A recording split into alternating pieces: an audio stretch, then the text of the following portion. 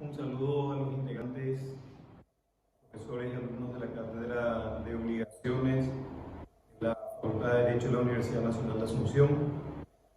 Vamos a desarrollar en la ocasión fecha la lección 20, que trata sobre cuestiones preliminares que se analizan a la relación obligatoria y la relación obligatoria propiamente dicha.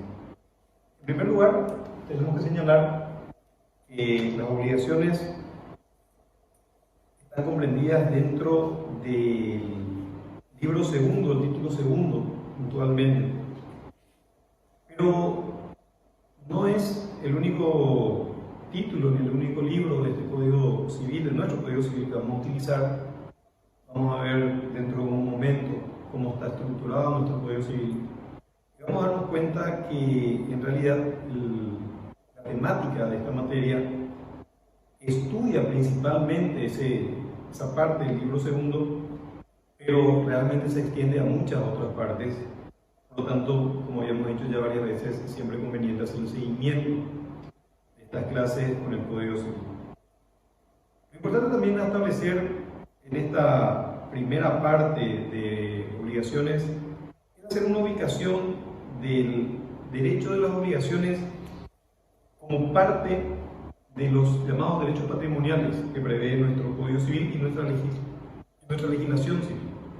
Vamos a hacer una ubicación del derecho de obligaciones y una vinculación de esta rama del derecho con respecto a los derechos reales y con respecto a los derechos intelectuales. Es decir, aquellos derechos que tienen una connotación marcadamente patrimonial, aunque también se prevén cuestiones no patrimoniales en esos ámbitos. Vamos a hablar de los derechos de crédito puntualmente dentro del sistema del derecho, los derechos de crédito, las obligaciones en general, los derechos del crédito y otros derechos, principalmente los relacionados con los derechos reales. Vamos a ver las diferencias y semejanzas con los derechos reales y también las diferencias y semejanzas con el llamado derecho de familia.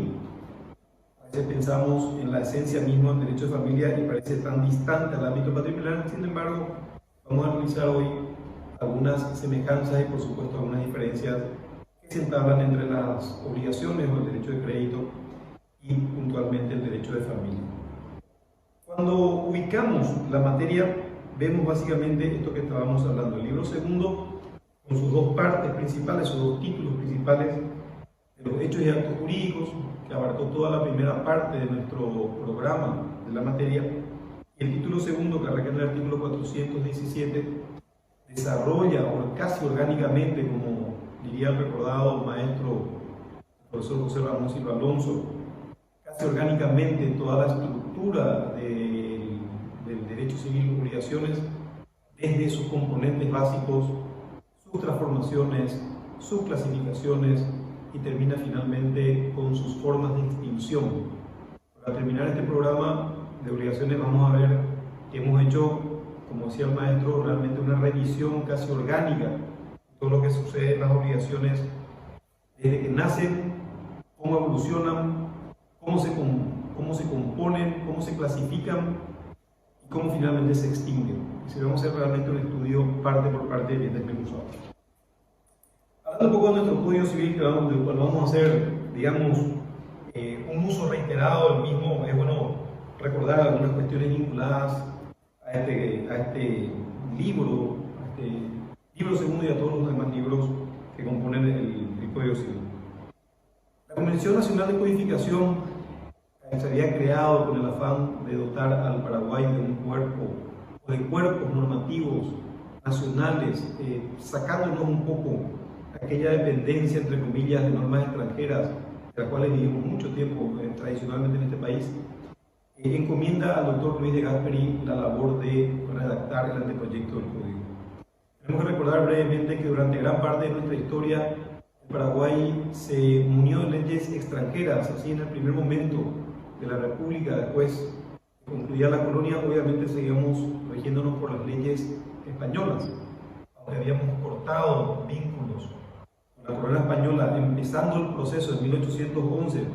Entonces, digamos, una cuestión importante señalar. Si bien recordamos la independencia del Paraguay entre el 14 y 15 de mayo de 1811, no es sino hasta octubre de 1813 que se declara oficialmente la independencia de nuestro país en un congreso que fue realizado en ese mes de ese año.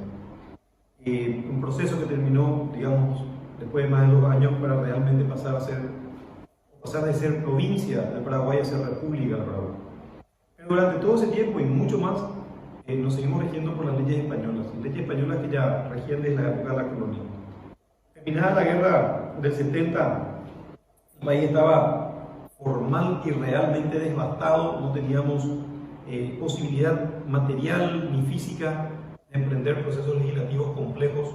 Entonces, como vamos a ver dentro de un rato, decidimos adoptar leyes extranjeras, especialmente argentinas, para que rigieran la vida de los paraguayos, y con la idea y el afán, como dije, de dotar al Paraguay de un cuerpo propio de leyes, en que se constituyó esta Comisión Nacional de Codificación, integrada realmente por una playa impresionante de juristas de aquel entonces de muchísimo renombre, entre los cuales la mayoría de ellos, si no todos, eran profesores de nuestra casa de estudios.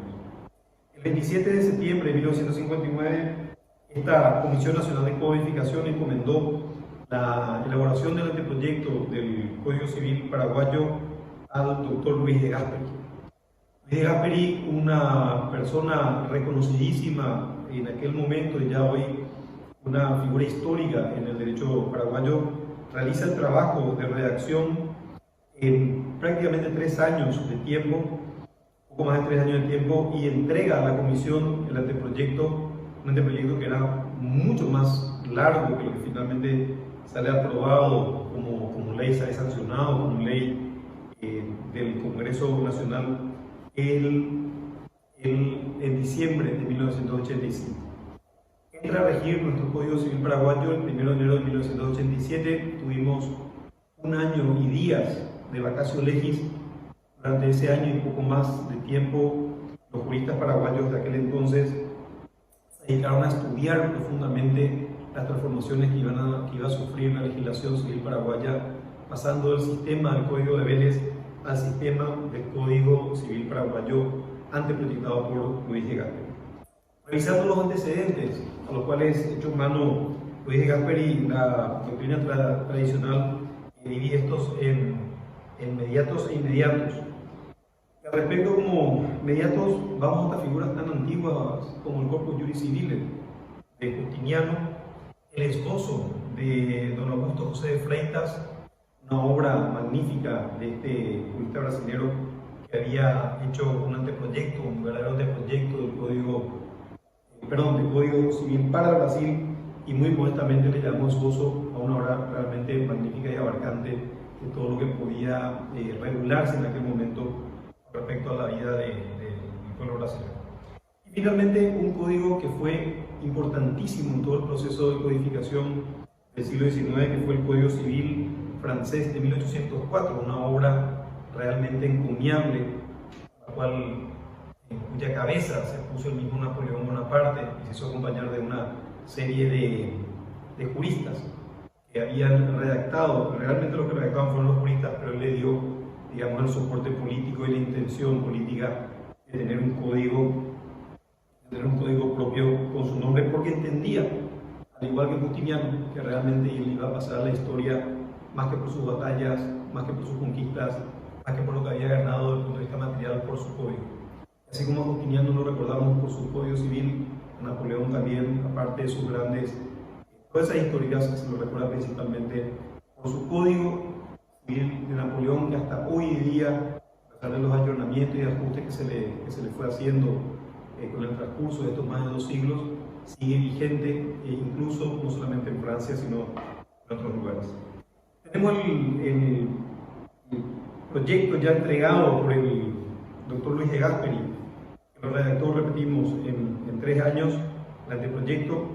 Este proyecto fue presentado a la Comisión Nacional de Codificación, que posteriormente lo remite al Poder Legislativo para su estudio.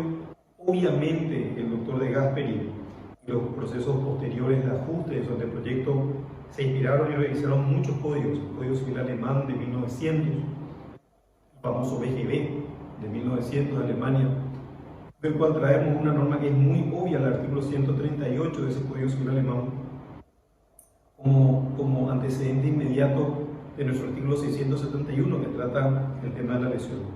El Código Suizo de las Obligaciones de 1912, el Código Mexicano de 1928, el Código Brasilero de 1917, el famoso Código Civil Italiano de 1942, una obra magnífica realmente desde el punto de vista de la técnica legislativa y de las regulaciones que tenía ese código.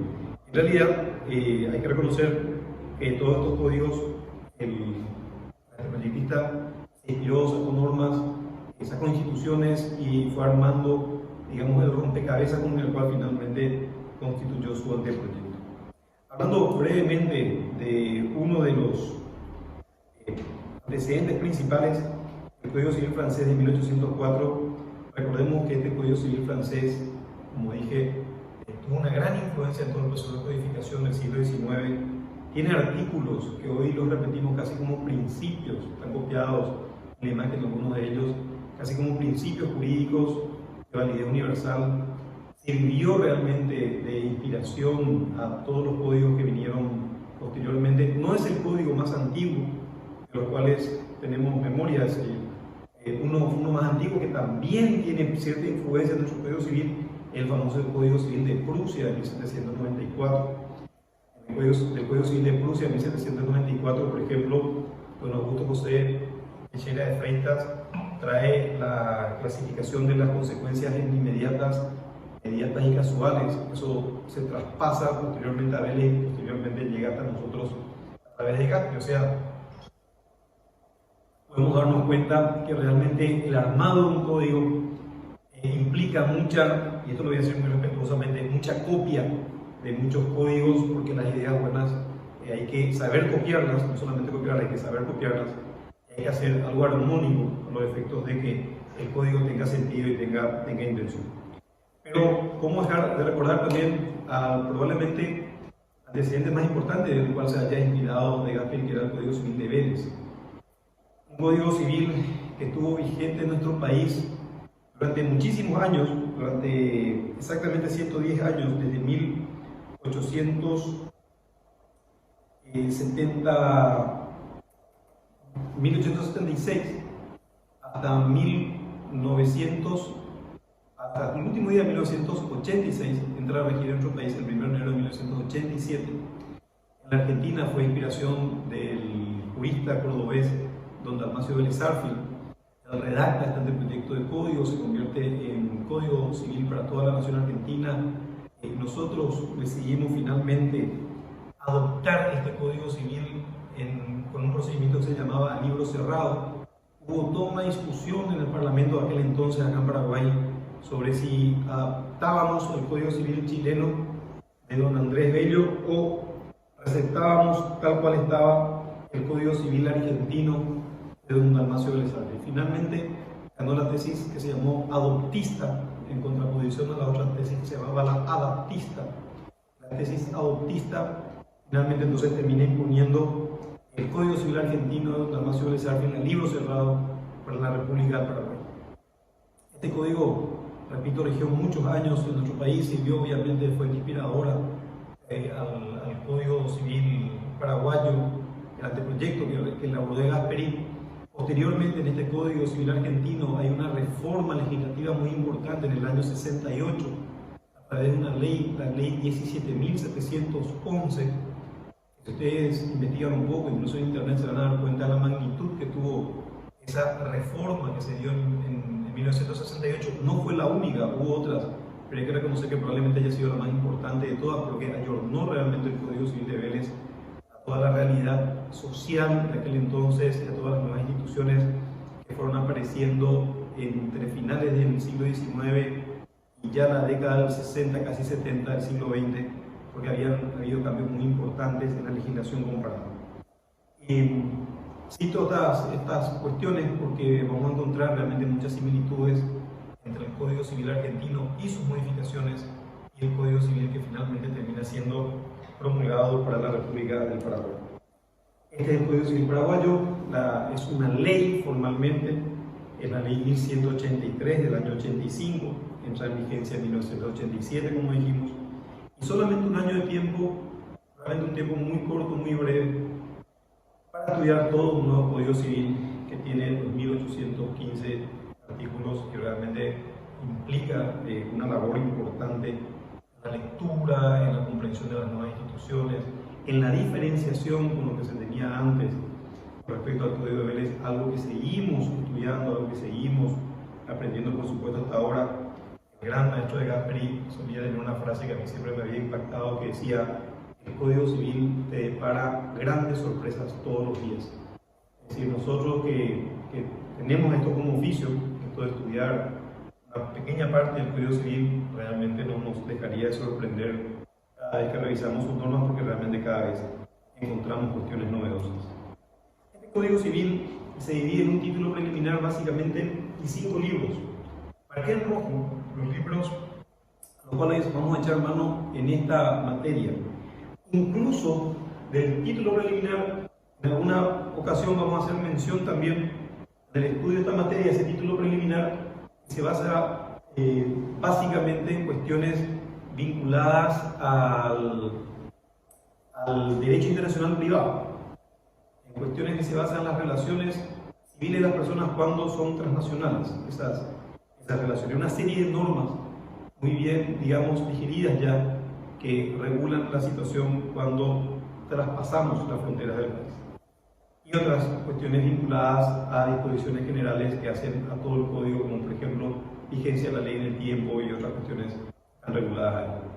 Este es el libro segundo que ya habíamos visto, el principal, digamos, objetivo de nuestra materia, pero fíjense en la parte de abajo, en el libro tercero de los contratos y otras fuentes de las obligaciones, la cantidad de títulos que vamos a ver: las promesas unilaterales, la gestión de negocios ajenos, el enriquecimiento sin causa de todo indebido, el derecho de retención, la responsabilidad civil, incluso en el derecho con los derechos reales. Vamos a hacer también alguna alusión en varias de las materias, y también en la parte de sucesiones, porque en la parte de hechos y actos jurídicos, por ejemplo, hablábamos de ciertos actos formales solemnes y ciertos actos formales no solemnes, y eso está todo muy vinculado a las disposiciones de los testamentos, y también a otras cuestiones que tienen que ver con el traspaso de las obligaciones de una persona que muere a sus sucesores universales. Cuando pensamos en el derecho patrimonial, donde introducimos el derecho de las obligaciones, el derecho de crédito, vemos que se refiere principalmente a este ámbito del derecho en donde los tipos que se estudian tienen alguna connotación de carácter, como su nombre indica, patrimonial o económico. Acá pueden haber otras afecciones, pero el principal efecto, el principal contenido de estos derechos va a ser vinculado al patrimonio. Cuando hablamos de los derechos reales, hablamos de todas estas relaciones que unen a una persona con una cosa, a estos vínculos jurídicos que unen a una persona con una cosa, a una cantidad de principios por los cuales vamos a hacer respetar estas relaciones que unen a una persona con una cosa. Los vamos a hacer oponibles a terceros, aunque no sean parte de esa relación jurídica. Establecen puntualmente ciertos tipos específicos de derechos que son todos creados por ley. Vamos a analizar dentro de un rato el artículo 1953 del Código Civil, donde nos dice cuáles son los derechos reales puntualmente. Cuando hablamos de los derechos intelectuales, estamos regulando todos aquellos ámbitos de protección de legítimo interés de las personas que tengan que ver, y su nombre es muy gráfico, con su intelecto.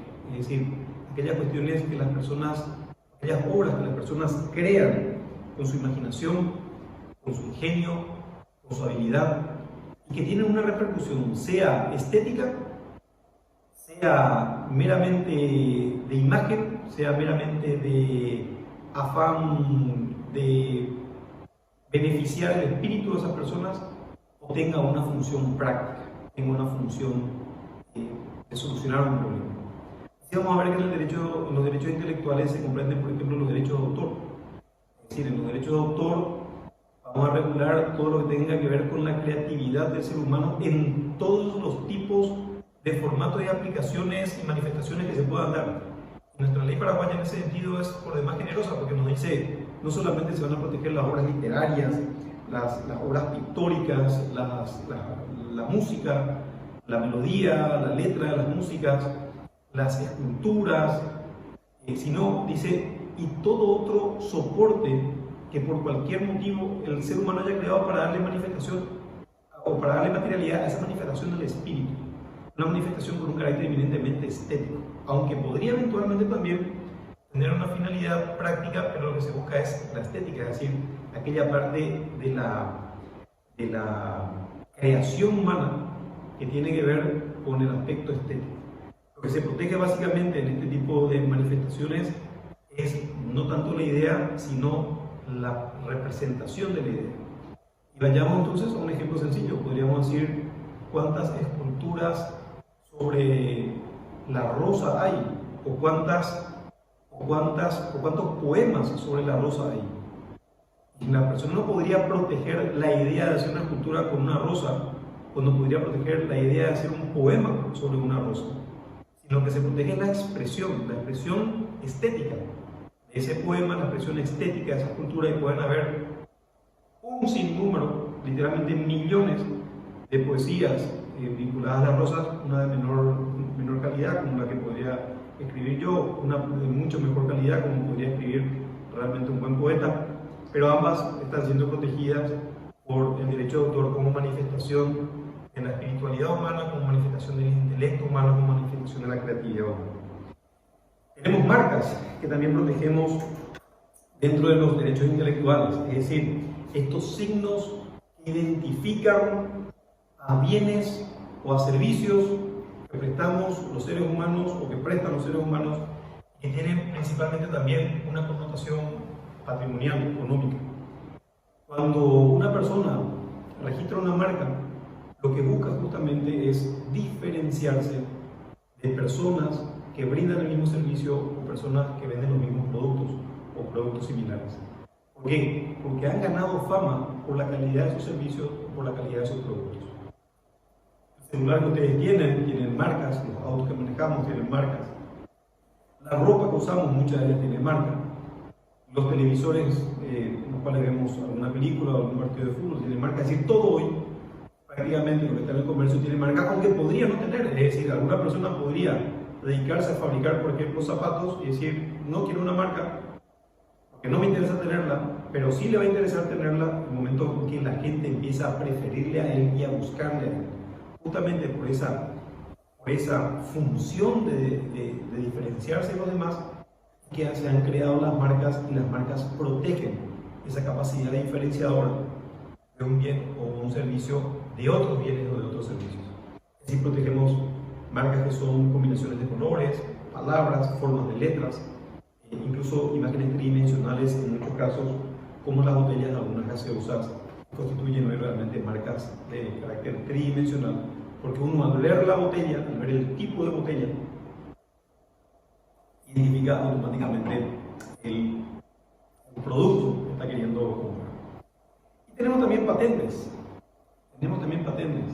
Las patentes que protegen la idea innovadora de una persona que ha inventado algo o que ha creado un procedimiento para algo, y describiendo la manera de crear y describiendo el producto que ha inventado, le protege por su capacidad investigativa, por su capacidad de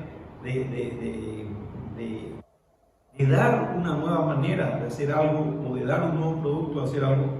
Le protege porque necesitamos proteger la inversión que normalmente hacen los científicos o incluso las empresas para mejorar nuestra calidad de vida. Y durante mucho tiempo, durante realmente un par de décadas, se protege a la persona para que nadie más pueda utilizar ese procedimiento o pueda desarrollar ese producto sin pagarle las regalías que esa persona o que esa empresa dueña de la patente está exigiendo. Como nos damos cuenta, estos derechos reales intelectuales son eminentemente o tienen eminentemente repercusiones patrimoniales, aunque tengan también otras repercusiones no forzosamente patrimoniales. Y vamos a ver realmente ahora algunas diferencias entre estas dos e incluso con otras. Voy a hablar sobre el punto dentro de un rato. Antes voy a hablar de esto, de las afinidades que tenemos entre el derecho de crédito y el derecho de familia. Cuando hablamos del derecho de crédito y el derecho de familia, decimos, en realidad parecería que son cuestiones bastante diferentes, porque el derecho de crédito tiene que ver con dos personas, vamos a hacer la figura más sencilla, dos personas, un acreedor y un deudor.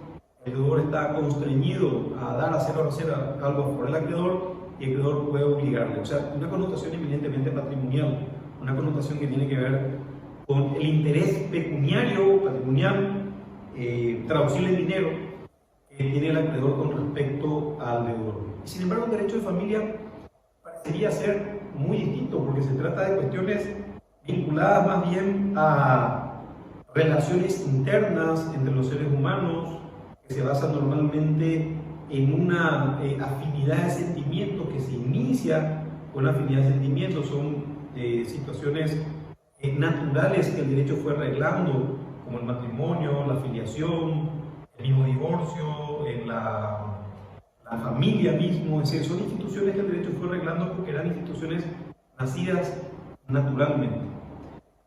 Pero a pesar de estas diferencias, como que tienen estas afinidades. El derecho a la obligación y el derecho a la familia contienen básicamente deberes jurídicos, es decir, en ambas situaciones los sujetos están obligados a. Los deberes jurídicos del derecho de familia básicamente son deberes jurídicos patrimoniales. Hay obligaciones puntuales de connotación patrimonial, como por ejemplo los alimentos.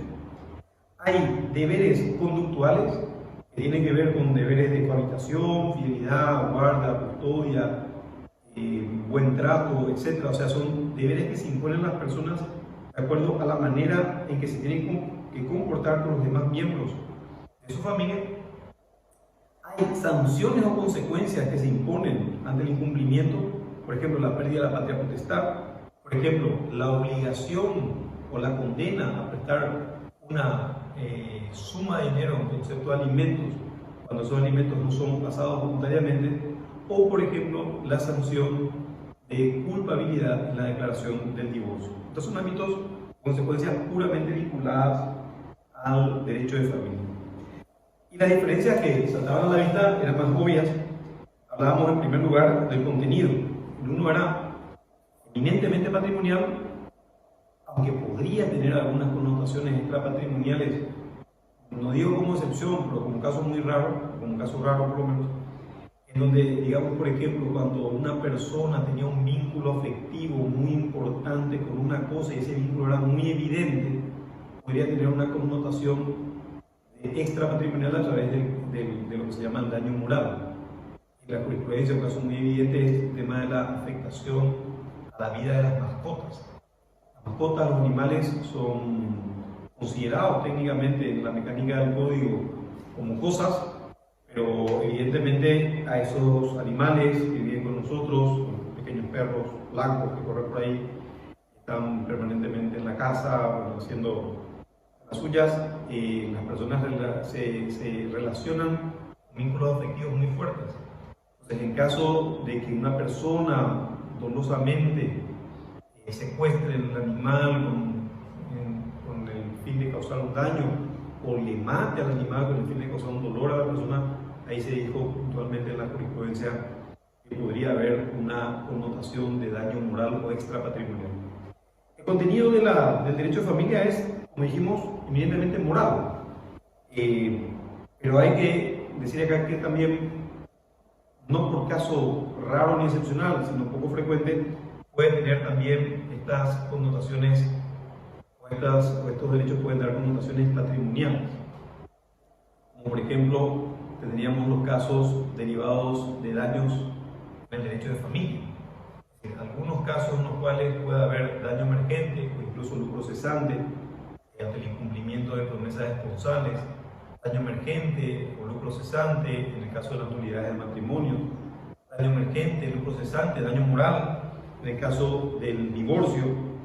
Es decir, puede tener, aparte de contenido eminentemente moral, puede tener también ciertas connotaciones que son de carácter económico.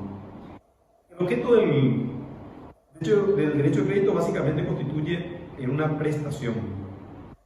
En principio, digo en principio porque constituye la mayor cantidad de de hechos o de casos, podría ser cumplido por no solamente el deudor, sino por un número importante de personas, especialmente en las obligaciones de dar. Las obligaciones de dar, lo que le interesa al sujeto acreedor es la cosa que le tiene que entregar. Por lo tanto, el sujeto acreedor puntualmente le va a dar igual que esa cosa, que puede ser una cosa incierta, una cosa cierta, una suma de dinero, se la entregue el deudor o se la entregue cualquiera. Porque si él está interesado, vamos a suponer una cosa bien específica, en un teléfono de determinadas características, de determinado tipo, de determinada marca, y el deudor se comprometió a entregarle ese teléfono, al acreedor le da, o le debería dar exactamente lo mismo, que se lo entregue el deudor o que se lo entregue otra persona, porque lo que está buscando el acreedor es la cosa que tenga esas características. Entonces, en ese caso, la prestación puede ser realizada por cualquier persona. De hecho, las obligaciones de hacer también, en muchos casos, se presenta como posible la eventualidad que no sea el deudor personalmente quien cumpla la obligación de hacer, porque cualquier persona que reúna las condiciones para realizar aquella actividad en la cual el acreedor esté interesado podría válidamente, a los efectos del interés del acreedor, cumplir con esa obligación. Vamos a suponer el caso de un acreedor que contrata a una persona para que haga de guardia frente a su casa, o para que haga de portero en un evento puntualmente, o para que ejecute un instrumento. Toda persona que tenga la capacidad física de ser guardia, de ser portero, o que sepa tocar el instrumento con determinada, a lo mejor no con un grado excelso de ejecución, sino con un promedio, un guitarrista que vaya a tocar, también podría ser quien vaya a pagar ese servicio, ¿sí? A pagar ese contrato. Cuando hablamos de pagar, tenemos que hacer una pequeña alocución diciendo, cuando hablamos de pagar en el derecho de las obligaciones, nos estamos refiriendo al cumplimiento de la prestación prometida, no solamente a entregar una suma de dinero, sino se paga una obligación de hacer cuando se hace aquello que se prometió, se paga una obligación de no hacer cuando se abstiene de aquel acto por el cual se comprometió a abstenerse, se paga una obligación de dar cuando se entrega la cosa prometida. Por lo tanto, ampliemos el espectro mental a los efectos de entender que la palabra pago en obligaciones no significa solamente entrega suma de dinero, significa cumplir con la obligación prometida, cualquiera haya sido esa, por ejemplo.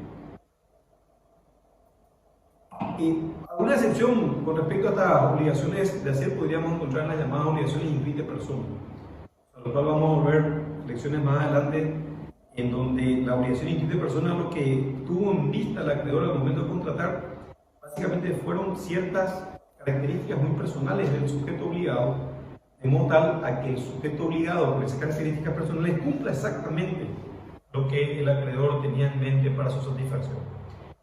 Si bien estas obligaciones inscritas persona, por supuesto, son una clasificación absolutamente importante, convengamos en que en realidad en la mayoría de los casos existen otros sujetos con características idénticas o muy similares que podrían válidamente también satisfacer al acreedor. Pero para no seguir ahondando en el tema, porque vamos a hablar de eso con más detalles en otro momento, digamos simplemente que tratándose del objeto de las prestaciones en las relaciones obligacionales, una de las excepciones podría ser la obligación de hacer intuite persona, es decir, aquella en la cual se tuvo en vista las características puntuales, indeclinables, específicas del sujeto obligado y que hagan que solamente él pueda prestar, repito, la mayoría de las veces se puede prestar por otra persona, pero no contravengamos la doctrina en este momento.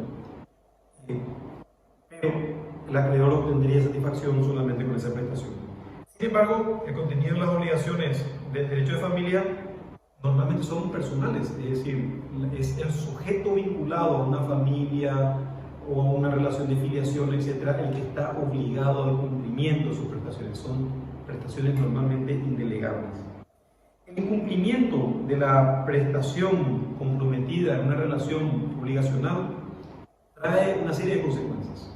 Vamos a estudiar a lo largo de las lecciones de esta materia justamente qué consecuencia trae aparejado que el deudor no cumple lo que tenía que cumplir. Y vamos a ver que en ciertos casos se va a poder pedir el cumplimiento forzado, en otros casos no.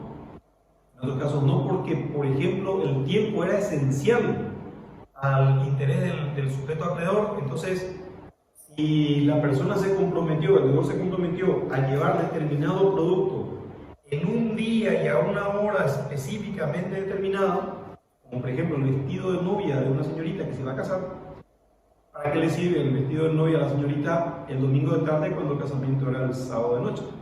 Entonces, en ese caso, aunque se pueda cumplir materialmente, no va a haber interés del sujeto acreedor o del sujeto acreedora en pedir el cumplimiento de esa prestación, porque ya no va a ser de su interés real. Podría pedir también el sujeto interesado sí el cumplimiento cuando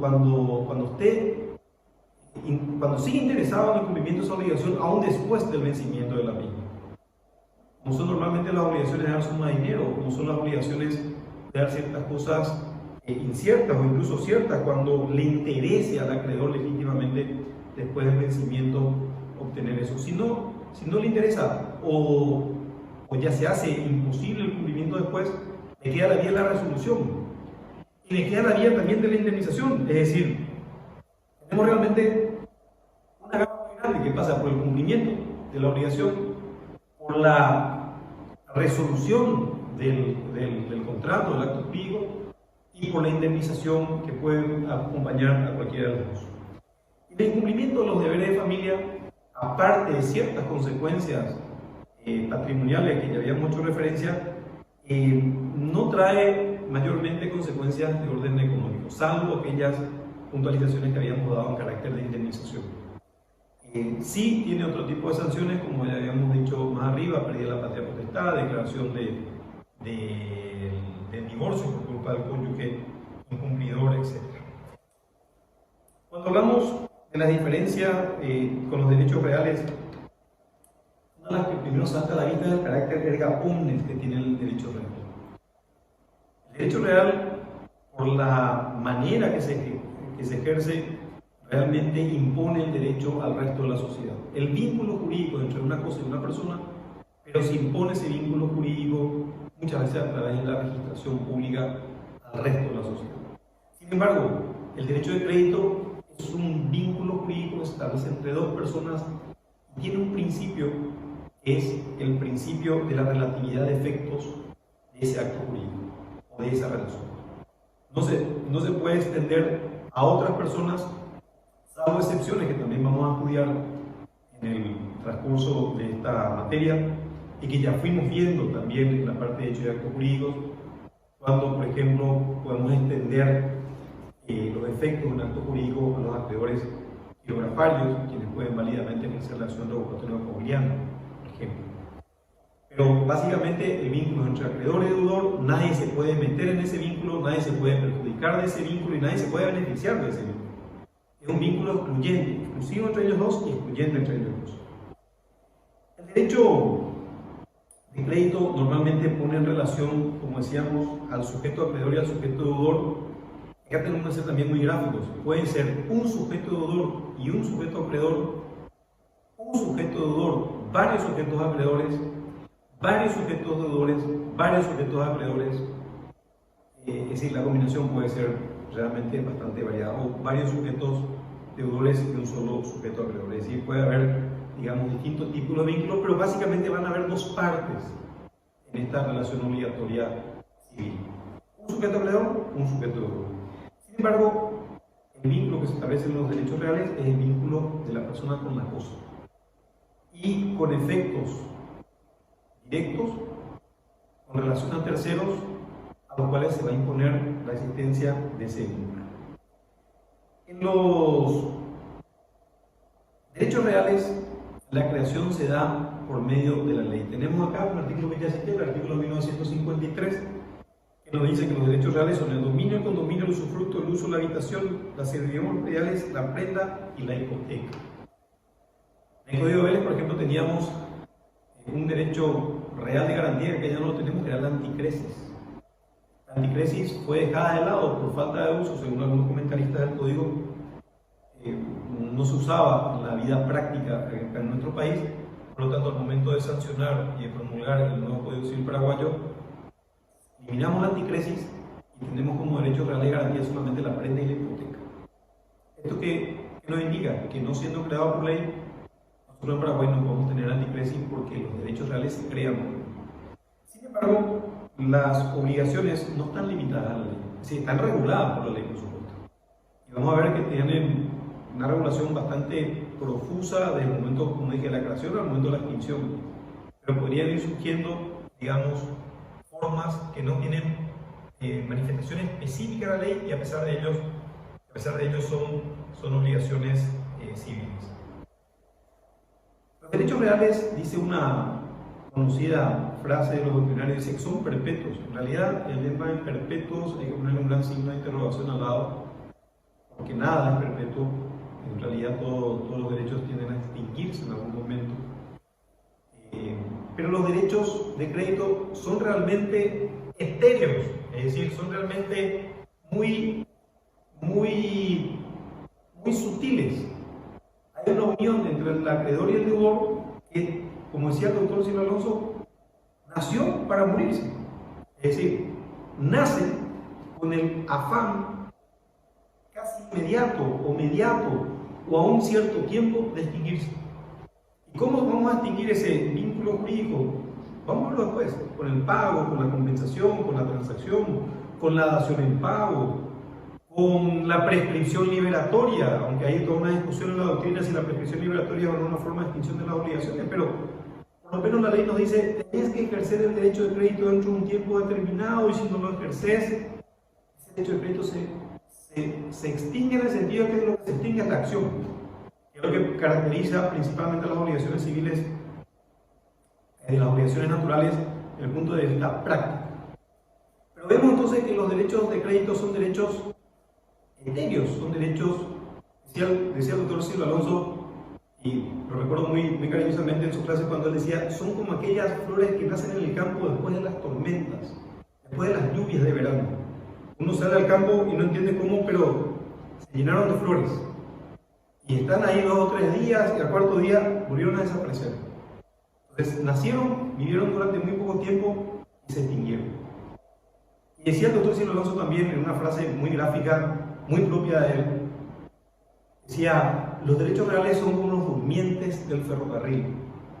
Los durmientes del ferrocarril son esos maderos muy gruesos que se ponen debajo de las vías. Y que las vías van cruzándole encima.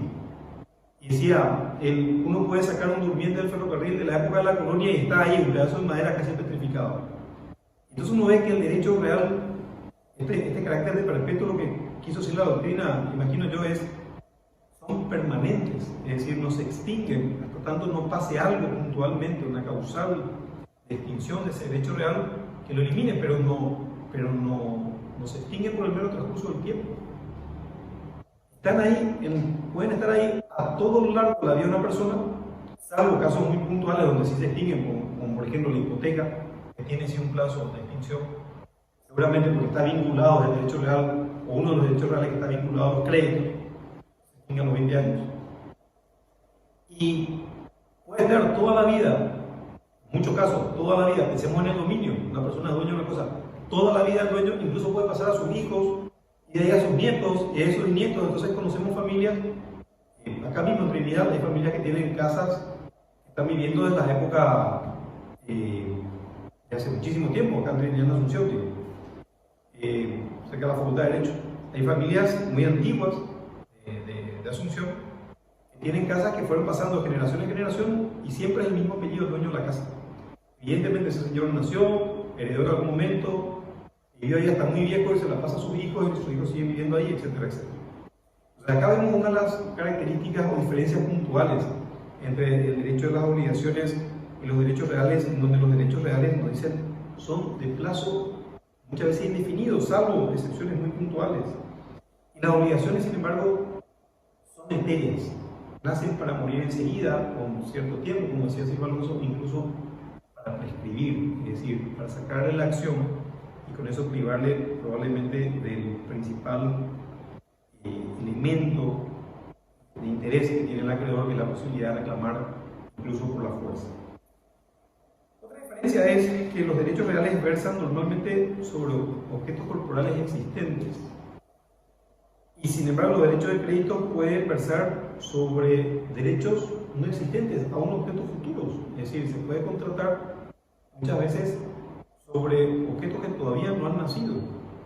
Se puede contratar válidamente sobre la primera aparición de una vaca que haya ganado un premio.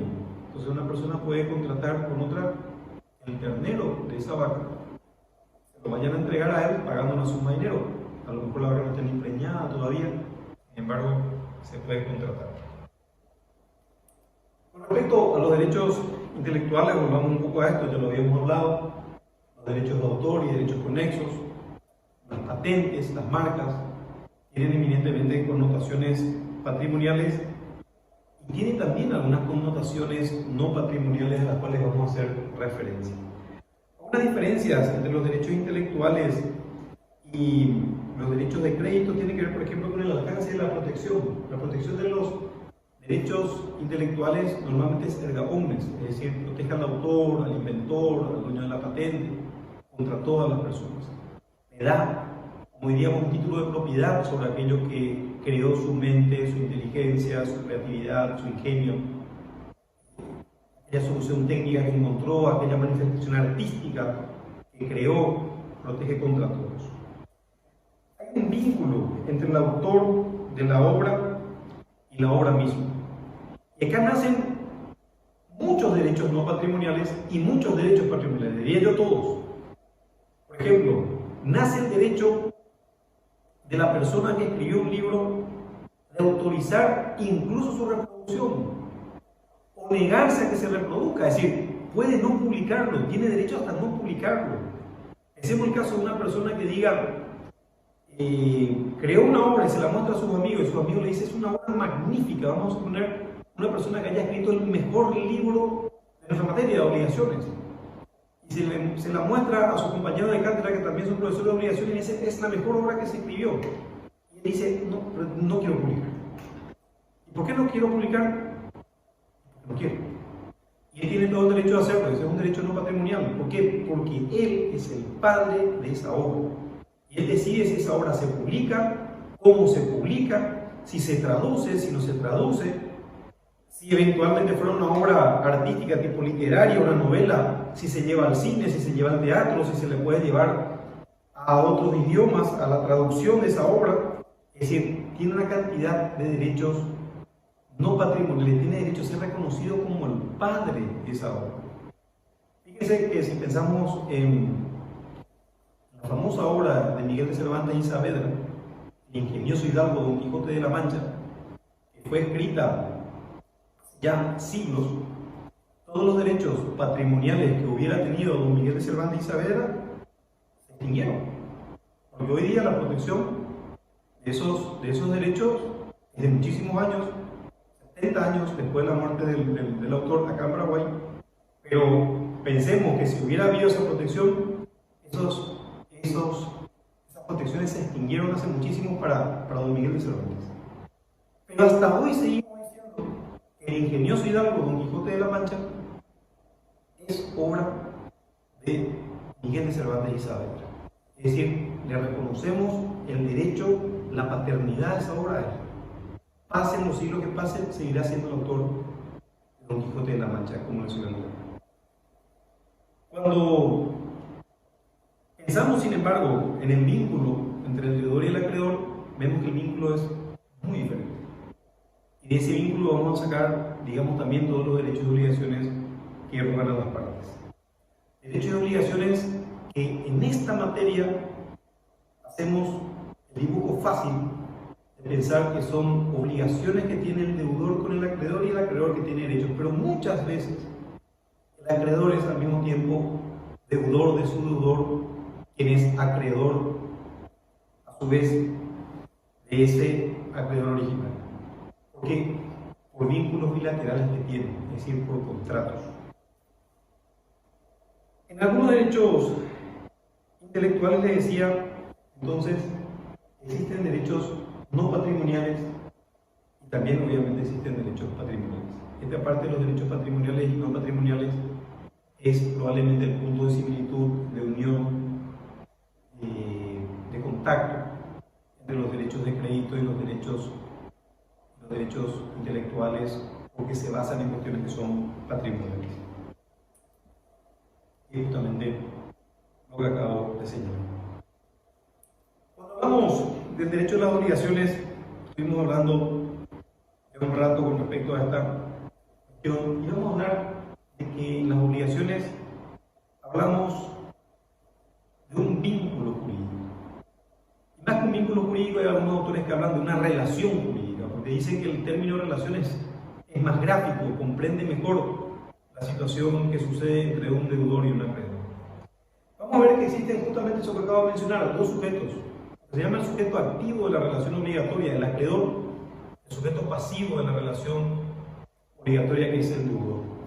Y digo, hay por lo menos uno de esos sujetos activos y pasivos, hay por lo menos uno metido dentro de ese vínculo jurídico, dentro de esa relación jurídica, como mejor le llama la doctrina, en donde tienen ellos la necesidad, uno de pagar para liberarse y el otro la posibilidad de exigir coercitivamente el cumplimiento de la obligación.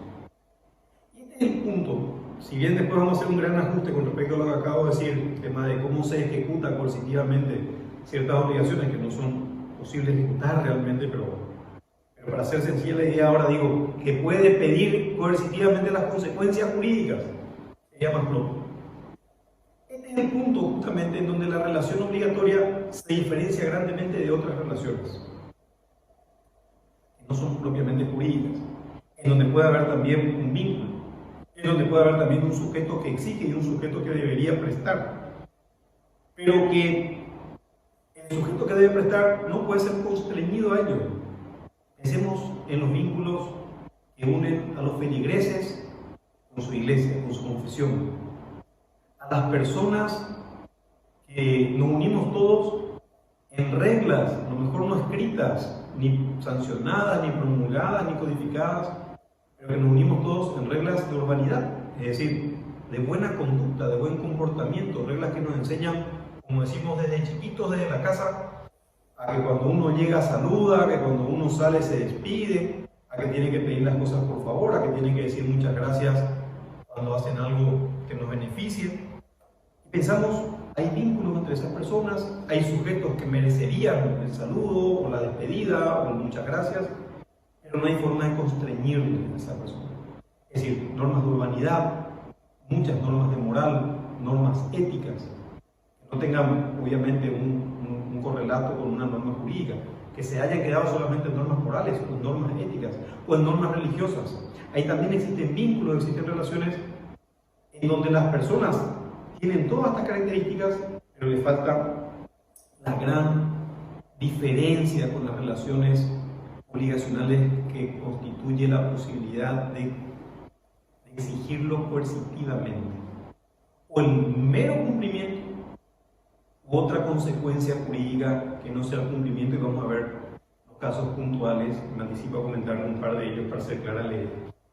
Cuando el acreedor está interesado en que el deudor le dé una cosa que el deudor tiene en su poder, puede exigir el cumplimiento. Pero en caso que el deudor se haya comprometido a no hacer algo, e hizo ese algo y ese algo no se puede volver atrás, como por ejemplo, se comprometió a no presentarse en un evento determinado y se presenta en ese evento determinado, ya lo hizo. No se puede retornar los efectos, entonces no nos queda la posibilidad de exigir el cumplimiento forzado, sino la indemnización de daños. Es decir, la parte de coercibilidad del vínculo o de la relación jurídica, vamos a ver que a veces se refiere a la posibilidad de exigir el cumplimiento, a la posibilidad de exigir la destrucción de lo hecho o la posibilidad de exigir una indemnización de daños. Decíamos que esta relación obligatoria entonces se basa en una primera idea que podríamos llamar sencilla. La obligación civil es un vínculo, es una relación. decíamos en algún momento, en algún tiempo, es como un hilo que une a dos extremos de esta relación, un sujeto llamado acreedor y un sujeto llamado deudor. Este sujeto acreedor tiene la posibilidad de exigir coercitivamente, y lo voy a decir más propiamente que hace un rato, las consecuencias jurídicas del incumplimiento del deudor. Puede exigir el cumplimiento coercitivo cuando este cumplimiento sea posible, o sea de interés del acreedor. A veces que el cumplimiento es posible física y materialmente, pero ya no es del interés del acreedor. Hablábamos del vestido de novia hace un rato. O pensemos en una persona que haya contratado a un cantante famoso para que cante en una fiesta que se llevó a cabo en un determinado momento y ese momento ya pasó. Tendría que haber sido el sábado pasado y ya pasó. Hoy estamos en otro día. Ya se terminó la fiesta, la gente ya se fue a su casa. Entonces, si bien el artista podría cantar materialmente, ya no es del interés del acreedor en cobrarlo. Entonces, no vamos a exigir ahí coercitivamente por dos motivos, porque ya no es del interés del sujeto acreedor en el último caso, y porque tampoco, vamos a estudiar esto mejor cuando revisemos las obligaciones a hacer, tampoco se le puede exigir al sujeto obligado por la fuerza que haga algo, debido a la sacralidad de la persona humana. Pero esto no significa que no se disparen otras consecuencias jurídicas, y entre ellas la consecuencia jurídica indemnizatoria es la que luce mucho más obvia, mucho más evidente. Vamos a ver que en estas relaciones obligatorias el sujeto deudor está entonces constreñido a cumplir a favor del acreedor una prestación. Cuando hablamos de prestación, rememoro el artículo 418 del Código Civil que dice: la prestación que constituye el objeto de la obligación debe ser susceptible de valoración económica y corresponder a un interés personal del acreedor, aun cuando no sea patrimonial. Fíjense que nuestro código amplía la gama de la prestación y dice: puede ser o no patrimonial, pero tiene que tener una valoración económica y tiene que ser del interés del acreedor. Hay un ejemplo en la doctrina que me parece magnífico para explicar el tema de la prestación no patrimonial, que está dado por aquel caso de la señora que había alquilado una señora que tenía una casa de varios pisos, había alquilado el último piso a un sujeto, a un señor, y una de las condiciones del contrato era que el inquilino no tenía que hacer ruido, porque la señora era muy sensible a los ruidos y el inquilino se comprometía a no hacer ruido. Se ejecuta el contrato, este señor ingresa a vivir en la casa y resultó ser un profesor de piano. Entonces, con el piano que tenía y de otros instrumentos, con los otros instrumentos que había metido en la casa, daba clases de música todo el día y hacía un ruido tremendo. Si concebimos, como concibió la doctrina tradicional, que la prestación tiene que tener siempre un carácter patrimonial, estaríamos en presencia de una prestación que no podría ser exigible, porque el no hacer ruido no tiene una connotación patrimonial. Pero nuestro código, cuando nos dice puntualmente que puede tener o no una connotación patrimonial del acreedor, con tal que sea del interés del acreedor, nos abre el espectro y nos permite poner como objeto de la prestación en las relaciones obligatorias aquello que tenga contenido patrimonial o que no tenga contenido patrimonial, con tal que sean ambas situaciones cuantificables en dinero. Hago omisión a los casos de contenido patrimonial porque son la inmensa mayoría de casos, o sea, los contratos de compra-venta, etcétera, etcétera, en donde haya una cosa de por medio, bueno, normalmente tienen connotaciones patrimoniales. Pero de este ejemplo de la señora que había alquilado parte de su casa a un señor que resultó ser profesor de música, diciéndole, en este caso la prestación no tiene una connotación patrimonial, pero es del interés del acreedor exigir, y es también cuantificable en dinero. Se le puede poner una cuantificación monetaria al valor del silencio para esa señora que alquiló la casa, y por supuesto que en esos casos va a tener el carácter de prestación según el 418 en estas relaciones obligacionales. Hago omisión a una cantidad de definiciones de las relaciones obligatorias porque ustedes las van a estudiar en los libros.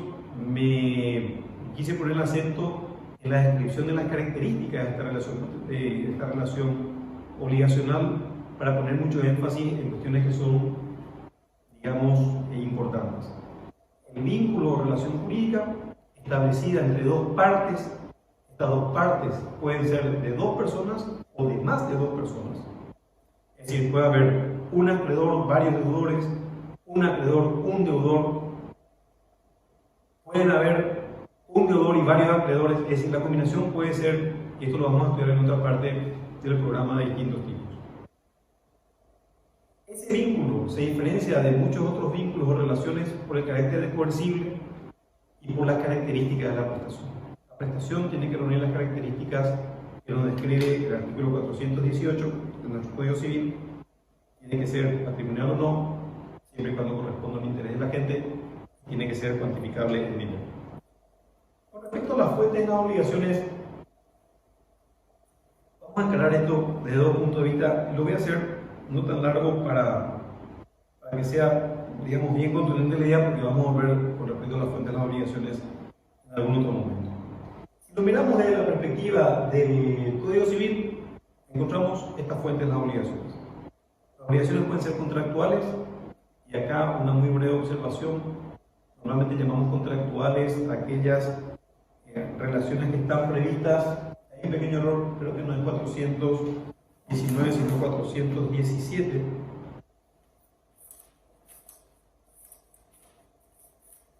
Arranca efectivamente en el 417 del Código Civil.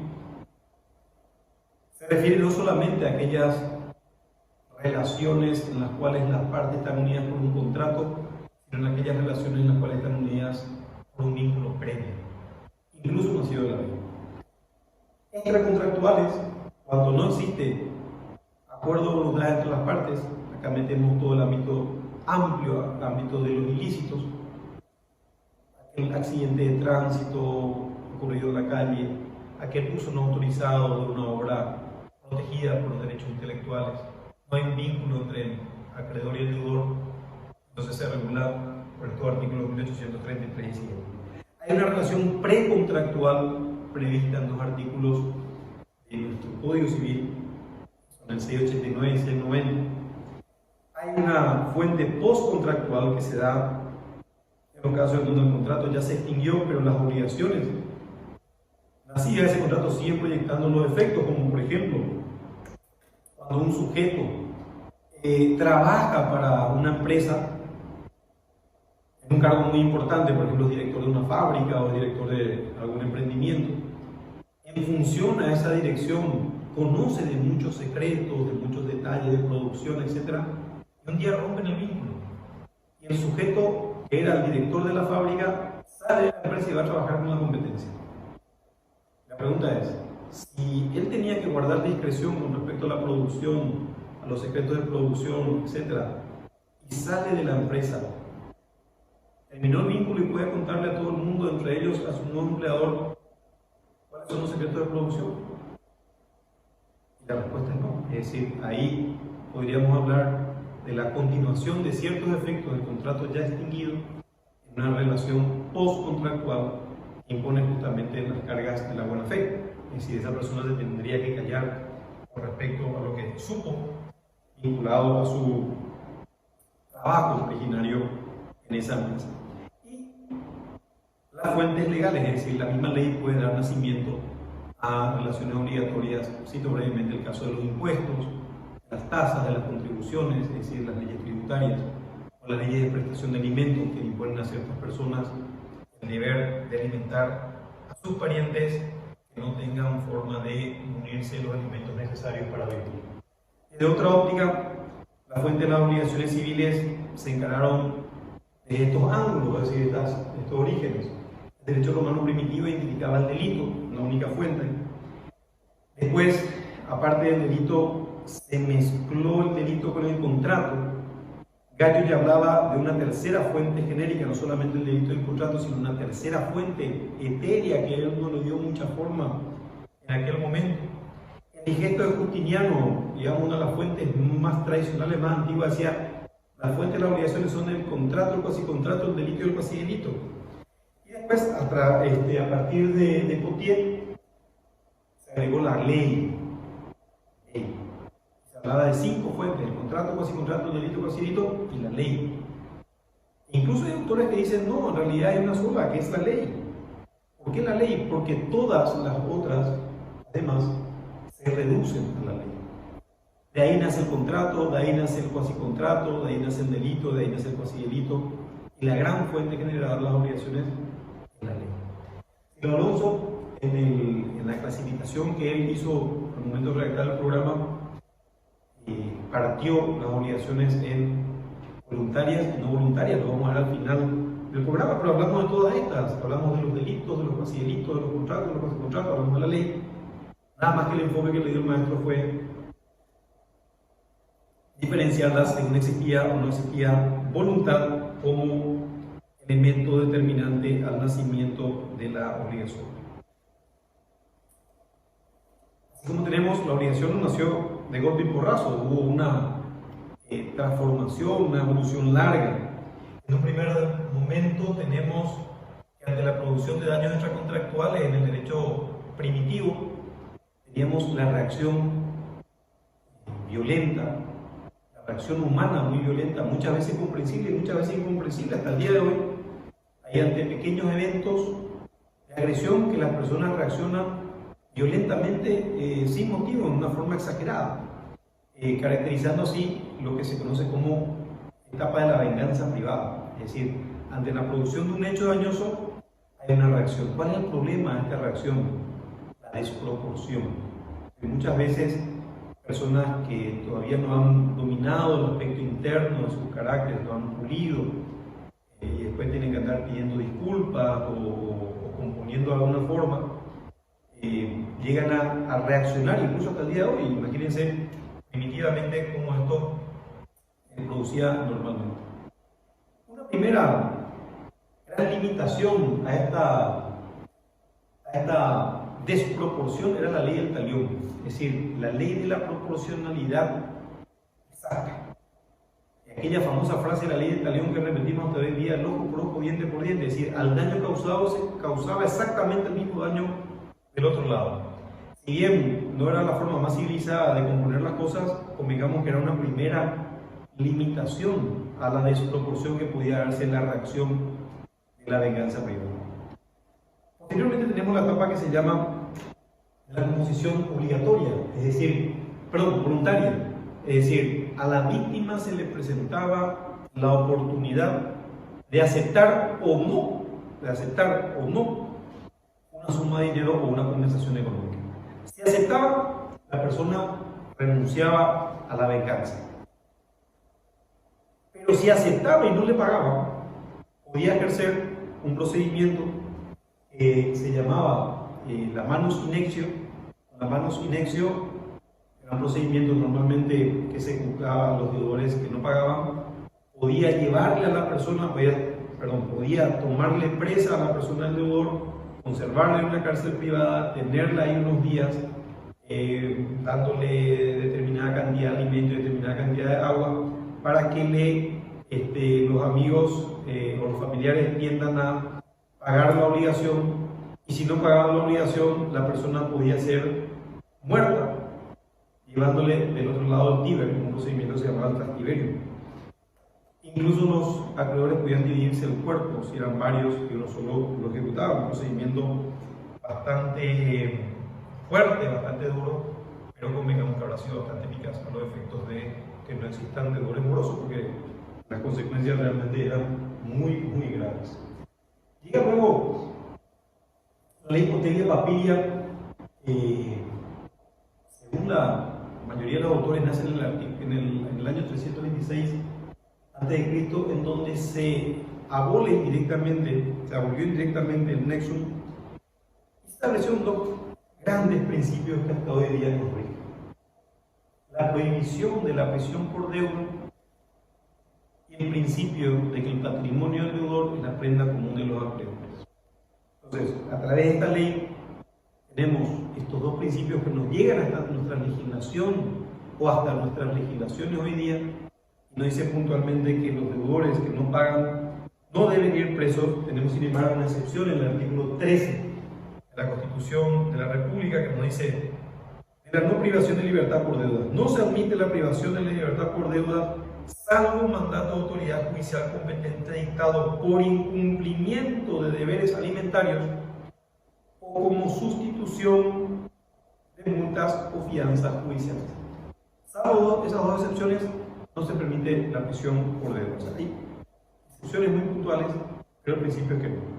Y el otro principio de que el patrimonio es la prenda común, el patrimonio deudor es la prenda común de los acreedores, tenemos el artículo 430, donde nos dice: el deudor responde al cumplimiento de sus obligaciones con todos sus bienes presentes y futuros. Sí, la parte que no hay. Responde con sus bienes presentes y futuros. No responde ni con los bienes pasados, ni mucho menos con su cuerpo, como lo establecía el procedimiento de la manus inexio. ¿Cuáles son las teorías acerca de las cuales, o que tratan de explicar la naturaleza de la relación obligatoria? Básicamente son dos: las teorías que se llaman subjetivas y las teorías que se llaman objetivas. Las teorías subjetivas ponen el acento en el carácter personal de la relación, y lo que afirman puntualmente estas teorías es que establecen a través de la relación obligatoria se establece una relación de auténtica sumisión del sujeto obligado al sujeto acreedor. Estos sujetos acreedores pueden realizar, digamos, actos vinculados a la persona del obligado y le pueden obligar a hacer cosas, básicamente. Por eso se dice que la persona del deudor está sometida al sujeto activo de la relación obligación. Y las otras teorías son las teorías objetivas, en donde el acento se pone, el acento del vínculo obligacional o de la relación obligatoria se pone principalmente sobre el patrimonio del sujeto obligado, en donde el acreedor, cuando tiene un derecho de crédito sobre el deudor, lo que tiene es un título para acceder a su patrimonio. También nos pide el programa que hablemos de lo que se llama deuda y responsabilidad, estas dos instituciones que se han estudiado ya en la doctrina alemana, ya en la doctrina inglesa, y donde se hace una clara diferenciación con respecto a la deuda y la responsabilidad vinculado a lo que sucede antes o después que el sujeto obligado haya caído en incumplimiento. Cuando la doctrina en estos puntos habla de deuda, habla de la situación de la relación jurídica existente entre el sujeto deudor y el sujeto acreedor. Y ya habla de responsabilidad cuando el sujeto deudor cayó en mora, es decir, entró en incumplimiento. Ya para ir finalizando con esta parte, vamos a hablar brevemente de algo que nos pide el programa, que son los factores de atribución de responsabilidad. Y en eso vamos a hacer alusión a que existen factores llamados subjetivos, que son la culpa y el dolo, y factores que son llamados objetivos, que están previstos en distintas partes del código. Lo vamos a ver como última imagen. Primero, los subjetivos. Cuando hablamos de la culpa y el dolo, me gusta citar este artículo 421 del Código Civil paraguayo, porque ahí está la definición del dolo, perdón, de la culpa, no la del dolo. El dolo de nuestro derecho no se define. Y nos dice básicamente el artículo 421 que la culpa es aquella omisión de las diligencias exigidas por la naturaleza de la obligación y que correspondan a las circunstancias de persona, tiempo y lugar.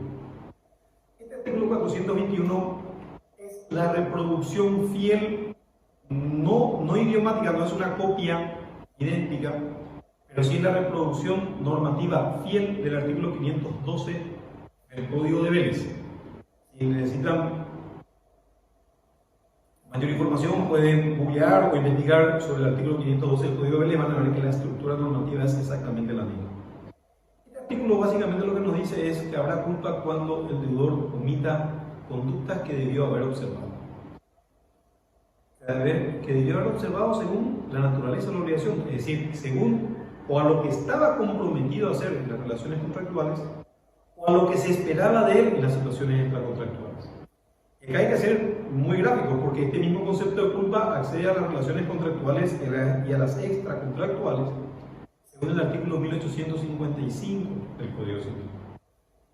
Esta omisión de diligencia exigida según la naturaleza de la obligación, es decir, según sea a lo que se comprometió el deudor, según sea a lo que tenía que hacer el sujeto obligado en las relaciones extracontractuales, nos van a situar en dos ámbitos que son totalmente distintos.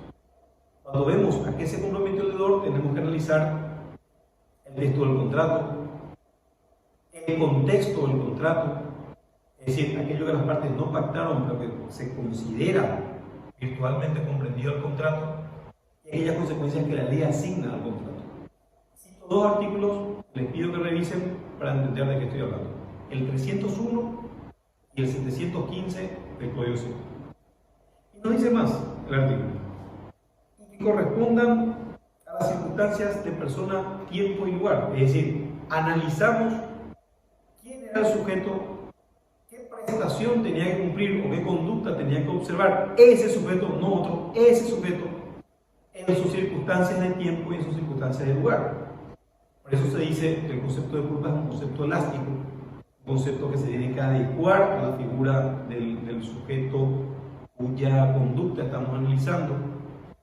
El llamado juicio de culpabilidad, es decir, el análisis de la culpa se realiza en concreto, se realiza analizando las circunstancias, y a partir de ahí podemos establecer si el sujeto es culpable o no de alguna conducta.